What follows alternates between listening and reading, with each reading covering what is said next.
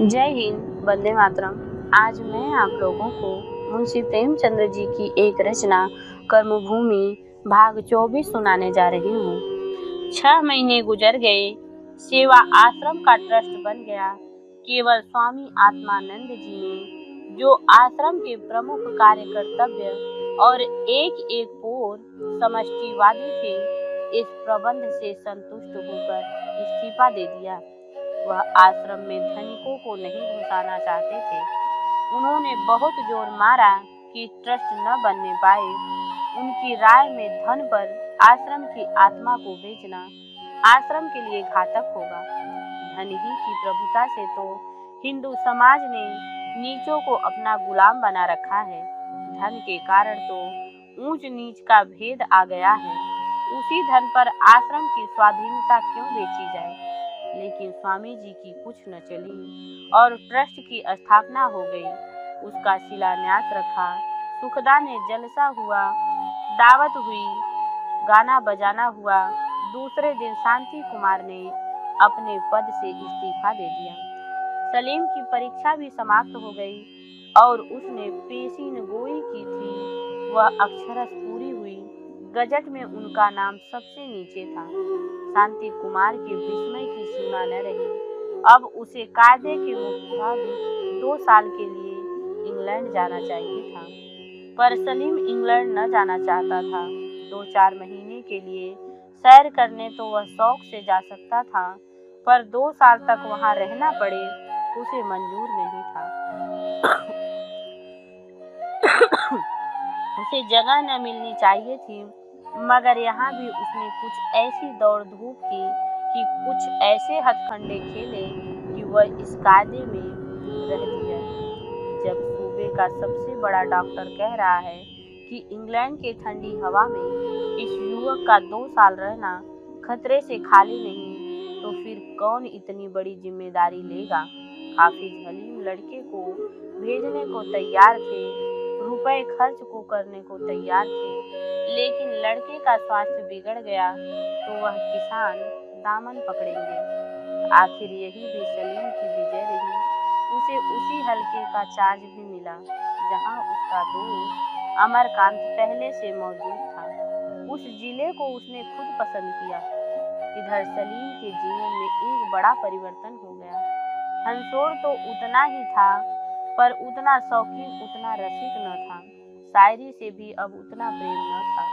विवाह से उसे जो पुरानी अरुचि थी, अब बिल्कुल जाती रही। यह परिवर्तन एकाएक कैसे हो गया हम नहीं जानते, लेकिन इधर वह कई बार सकीना के घर गया था और दोनों में गुप्त रूप से पत्र व्यवहार भी हो रहा था। अमर के उदासीन हो जाने पर भी सकीना उसके अतीत प्रेम को कितनी एकाग्रता से हृदय में पाले हुई थी। इस अनुराग ने सलीम को परास्त कर दिया था। इस ज्योति से अब वह अपने जीवन को अलौकिक करने के लिए विकल हो रहा था। अपनी मामा से सकीना के उस अपार प्रेम का वृत्तांत सुनकर वह बहुधा रो दिया। उसका कभी हृदय जो भ्रमर की भांति नए नए पुष्पों से रस लिया करता था, अब संयमित अनुराग से परिपूर्ण होकर उसके जीवन में एक विशाल साधना की सृष्टि कर रहा था। नैना का विवाह भी हो गया था। लाला धनीराम नगर के सबसे धनी आदमी थे। उनके ज्येष्ठ पुत्र मनीराम बड़े होनहार नौजवान थे। समरकांत तो आशा न थी कि यहाँ संबंध हो सकेगा, क्योंकि धनीराम मंदिर वाली घटना के दिन से ही इस परिवार को है समझने लगे थे। पर समरकांत की थैलियों ने अंत में विजय पाई। बड़ी बड़ी तैयारियां हुई, लेकिन अमरकांत न आया और न समरकांत ने उसे बुलाया।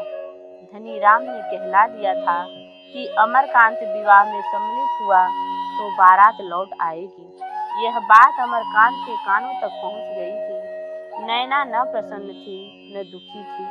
वह न कुछ कह सकती थी, न बोल सकती थी। पिता की इच्छा के सामने वह क्या कहती? मनीराम के विषय में तरह तरह की बातें सुनती थी। शराबी है, व्यभिचारी है, मूर्ख है, घमंडी है, लेकिन पिता की इच्छा के सामने सिर झुकाना उसका कर्तव्य था। अगर समरकांत उसे किसी देवता की बलि वेदी पर चढ़ा देते तब भी वह मुंह न खोलती। केवल विदाई के समय वह रोई, पर उस समय भी उसे यह ध्यान रह रहा कि पिताजी को दुख न हो। समरकांत की आंखों में धन ही सबसे मूल्यवान वस्तु थी। नैना का जीवन का कोई अनुभव नहीं था। ऐसे महत्व के विषय में पिता का निश्चय ही उसके लिए मान्य था। उसका चित्त सशंक था, पर उसने जो कुछ अपना कर्तव्य समझ रखा था उसका पालन करते हुए उसके प्राण भी चले जाएं तो उसे दुख न होगा। इधर सुखदा और शांति कुमार का सहयोग दिन पर दिन घनिष्ठ होता जा रहा था। धन का अभाव तो था नहीं, हर एक मोहल्ले में सेवा आश्रम की शाखाएं खुल रही थी और मादक वस्तुओं का बहिष्कार जोरों से हो रहा था। सुखदा के जीवन में अब एक कठोर तप का संचार हो रहा था। अब वह प्रातःकाल और संध्या व्यायाम करती, भोजन में स्वाद से अधिक पोषकता का विचार रखती। संयम और निग्रह ही अब उनकी जीवनचर्या का प्रधान अंग थे। उपन्यासों के अपेक्षा अब उसे इतिहास और दार्शनिक विषयों में अधिक आनंद आता था और उसकी बोलने की शक्ति तो इतनी बढ़ गई थी कि सुनने वालों को आश्चर्य होता था।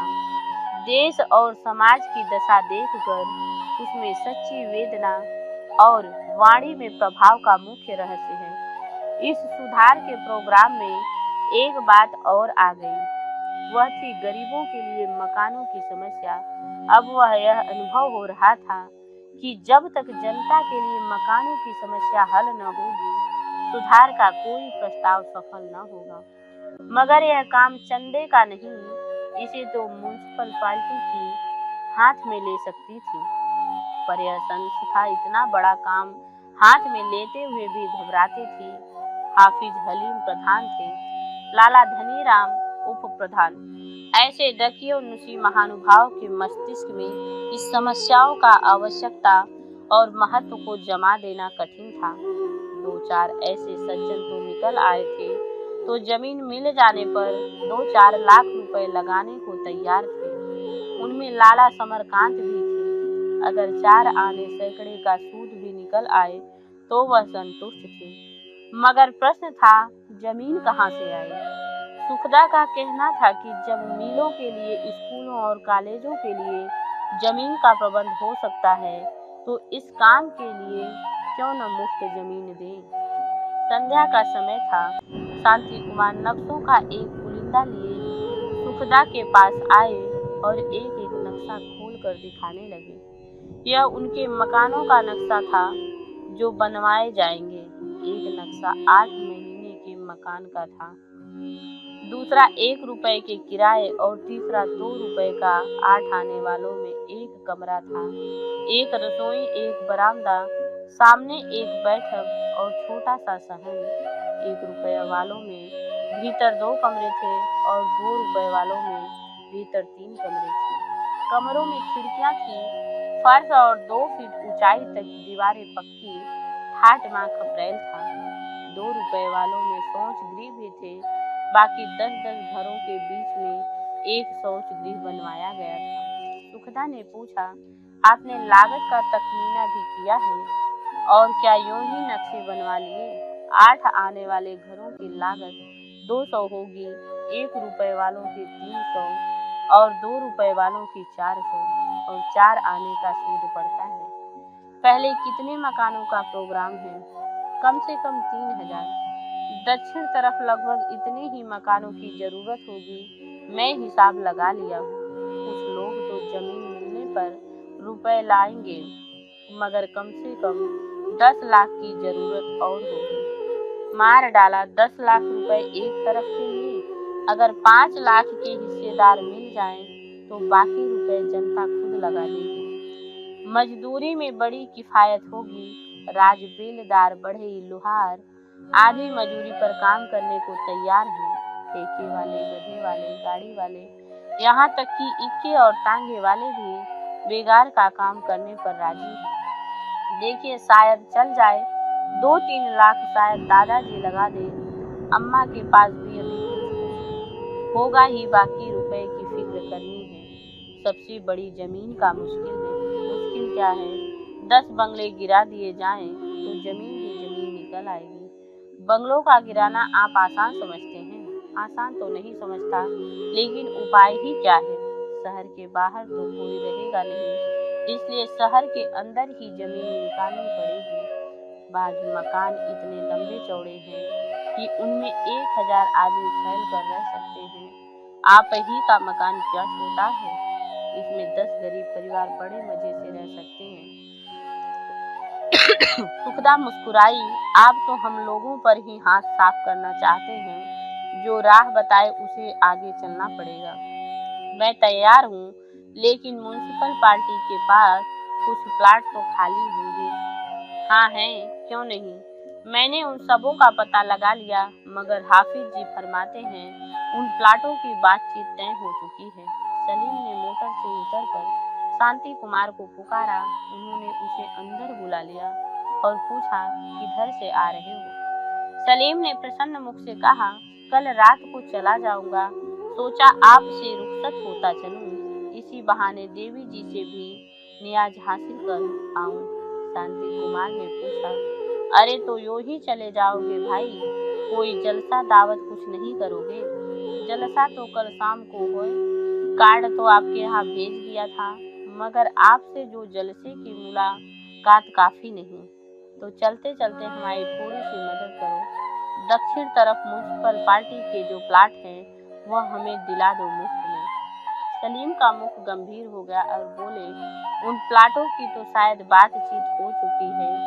कई मेंबर खुद बेटों और बीवियों के नाम खरीदने को मुंह खोल बैठे। सुखदा विस्मित हो गई। अच्छा, भीतर ही भीतर यह कपट लीला भी होती है, तब तो आपकी मदद और जरूरत है। इस मायाजाल को तोड़ना आपका कर्तव्य है। सलीम ने आंखें चुराकर कहा, अब्बा जान इस मामले में मेरी एक नहीं सुनेंगे, और हक यह है कि जो मामला तय हो चुका है उसके बारे में कुछ जोर देना भी मुनासिब नहीं है। यह कहते हुए उसने सुखदा और शांति कुमार से हाथ मिलाया और दोनों से कल शाम के जलसे में आने का आग्रह करके चला गया। वहां बैठने में अब उसकी खैरियत न थी। शांति कुमार ने कहा, देखो अभी यह जगह पर नहीं गए, पर मिजाज में अफसरी की बू आने लगी। कुछ अजब तिलिस्म है जो कि उसमें कदम रखता है, उस पर जैसे नशा हो जाता है। इस तजवीज के यह पक्के समर्थक थे, पर आज कैसे निकल गए? हाफिज जी से अगर जोर देकर कहे तो मुमकिन नहीं कि वह राजी हो जाएं। सुखदा ने मुख पर आत्मगौरव की झलक आ गई। हमें न्याय की लड़ाई लड़नी चाहिए, न्याय मदद करेगा, हम और किसी की मदद के मुहताज नहीं। इसी समय लाला समरकांत आ गए। शांति कुमार को बैठे देखकर जरा झिझके, फिर पूछा, कहिए डॉक्टर साहब, हाफिज जी से क्या बातचीत हुई? शांति कुमार ने अब तक जो कुछ किया था वह सब कुछ कह सुनाया। समरकांत ने असंतोष का भाव प्रकट करते हुए कहा, आप लोग विलायत के पढ़े हुए साहब, मैं भला आपके सामने क्या मुंह खोल सकता हूँ, लेकिन आप जो चाहें कि न्याय और सत्य के नाम पर आपको जमीन मिल जाए तो चुपके हो रहिए। इस काम के लिए 10-20 हजार रुपए खर्च करने पड़ेंगे। हर एक मेंबर से अलग अलग मिलिए, देखिए किस मिजाज का, किस विचार का, किस रंग का, किस ढंग का आदमी है, उसी तरह उसे काबू में लाइए।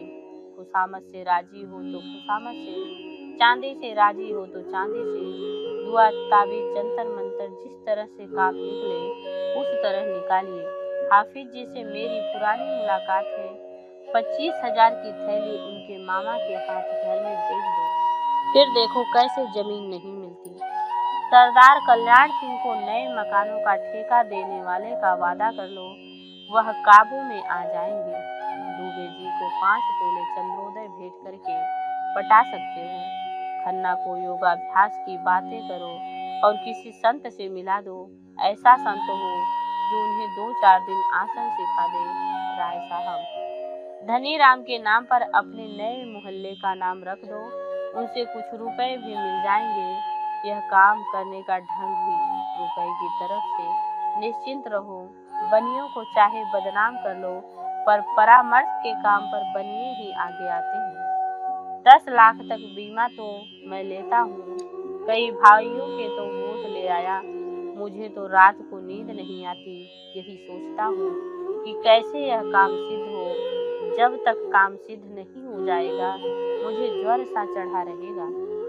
शांति कुमार ने दबी आवाज से कहा, यह फन तो मुझे अभी सीखना पड़ेगा सेठ जी। मुझे न रकम खाने का तजर्बा है, न खिलाने का। मुझे तो किसी भले आदमी से यह प्रस्ताव करते शर्म आती है। यह ख्याल भी आता है कि वह मुझे कितनी खुदगर्ज समझ रहा होगा। डरता हूँ कहीं घुड़क न बैठे। समरकांत ने जैसे कुत्ते को दुत्कार कर कहा, तो फिर तुम्हें जमीन मिल चुकी। सेवा आश्रम के लड़के पढ़ाना दूसरी बात, मामले पटाना दूसरी बात है। मैं खुद पटाऊंगा। सुखदा ने जैसे आहत होकर कहा, नहीं, हमें रिश्वत देना मंजूर नहीं है। हम न्याय के लिए खड़े हैं, हमारे पास न्याय का बल है, हम उसी बल से विजय पाएंगे। समरकांत ने निराश होकर कहा, तो तुम्हारी स्कीम चल चुकी? सुखदा ने कहा, स्कीम तो चलेगी, हाँ, शायद देर में चले या धीमी चाल से चले, पर रुक नहीं सकती। अन्याय के दिन पूरे हो गए। अच्छी बात है, मैं भी देखूंगा। समरकांत झल्लाते हुए बाहर चले गए। उनकी सर्वज्ञता जो अस्वीकार न करी, उससे वह दूर भागते थे। शांति कुमार ने खुश होकर कहा, सेठ जी विचित्र जीव हैं। इनकी निगाह में जो कुछ है वह रुपया है, मानवता कोई वस्तु नहीं है। इसे शायद यह मानो कि सुखदा की आंखें सगर्व हो गई। इनकी बातों पर न जाइए डॉक्टर साहब। इनके हृदय में जितनी दया, जितनी सेवा, वह हम दोनों में मिलकर भी नहीं होगी। इनके स्वभाव में कितना अंतर होगा, इसे आप नहीं देखते। 1.5 साल पहले बेटे ने इनसे यह प्रस्ताव किया कि आग होता तो आग हो जाते। अपना सर्वस्व लुटाने को तैयार हो जाना साधारण बात नहीं, और विशेषकर उस आदमी के लिए जिसने एक एक कौड़ी के दांतों से पकड़ा है। पुत्र स्नेह ही ने यह काया पलट किया है। मैं इसी का सच्चा वैराग्य करती हूँ। आप पहले मेंबरों से मिलिए और जरूरत समझिए तो मुझे भी ले लीजिए। मुझे तो आशा है हमें बहुमत मिलेगा। नहीं, आप अकेले न जाएं। कल सवेरे जाइए तो हम दोनों भी चलेंगे। 10 बजे रात तक लौट आएंगे। इस वक्त मुझे जरा सकीना से मिलना है। सुना है महीनों से बीमार है। मुझे तो उस पर श्रद्धा हो गई है। समय मिला तो उधर से ही नैना से मिलता आऊंगा। डॉक्टर साहब ने कुर्सी से उठते हुए कहा, उसे गए तो 2 महीने हो गए। आएगी कब तक? यहाँ से तो कोई बार बुलाया गया, सेठ धनी राम विदा ही नहीं करते। नैना खुश तो है। मैं तो कई बार मिली, पर उनके विषय में उनसे कुछ न कहा। पूछा तो यही बोले, मैं बहुत अच्छी हूँ, पर मुझे तो वह प्रसन्न नहीं दिखी। वह शिकायत करने वाली लड़की नहीं है। अगर वह लोग लातों से मारकर निकालना भी चाहे तो घर से न निकलेगी और न किसी से कुछ कहेगी। शांति कुमार की आंखें सजल हो गई। उसने कोई अप्रसन्न हो सकता, मैं तो इसकी कल्पना ही नहीं कर सकता।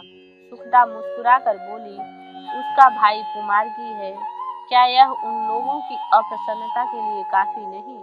मैंने तो सुना मनीराम पक्का सौदा है। नैना के सामने आपने वह शब्द कहा तो होता तो आपसे लड़ बैठते। मैं एक बार मनीराम से मिलूंगा जरूर। नहीं, आपके हाथ जोड़ती हूँ। आपने उनसे कुछ नहीं कहा तो नैना के सिर जाएगी। मैं उनसे लड़ने नहीं जाऊंगा, मैं उनकी खुशामद करने जाऊंगा। यह कला जानती नहीं, पर नैना के लिए अपनी आत्मा की हत्या करने में भी कुछ संकोच नहीं है। मैं उसे दुखी नहीं देख सकता। निस्वार्थ सेवा की देवी अगर मेरे सामने दुख सहे तो मेरे जीने का धिक्कार है। शांति कुमार जल्दी से बाहर निकल आए और आंसुओं का वेग रोके न रुकता था। जय हिंद, जय भारत। अगले भाग में